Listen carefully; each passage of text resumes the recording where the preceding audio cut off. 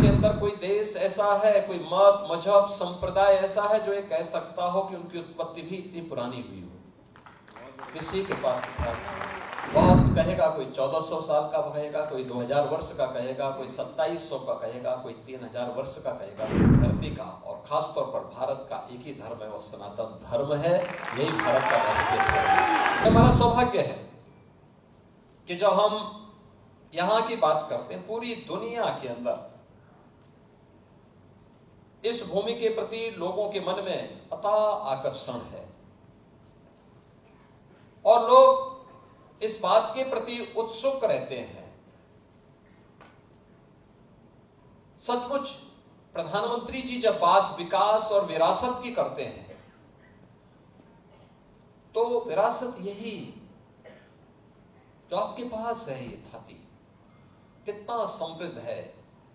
मैं भी सुन रहा था चौधरी लक्ष्मी नारायण जी से, यहां के माननीय जनप्रतिनिधियों जी से, प्रतिनिधियों से, और मुझे प्रसन्नता है कि यहाँ के पूज्य संतों के साथ ब्रज तीर्थ विकास परिषद ने और यहाँ के जनप्रतिनिधियों ने इस बात का उल्लेख किया है कि भगवान श्री कृष्ण का 5251वां जन्मोत्सव का ये आयोजन इस बार इस भूमि में इस आयोजन के साथ हम जोड़ने जा रहे हैं।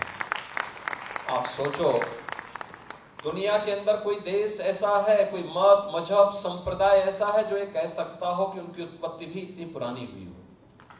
किसी के पास इतिहास नहीं, किसी के पास नहीं है। बहुत कहेगा, कोई 1400 साल का कहेगा, कोई 2000 वर्ष का कहेगा, कोई 2700 का कहेगा, कोई 3000 वर्ष का कहेगा। 3000 वर्ष पुराना दुनिया के अंदर कोई सेक्ट, कोई संप्रदाय, कोई मत और मजहब अपने आप को उससे पुराना नहीं बता सकता।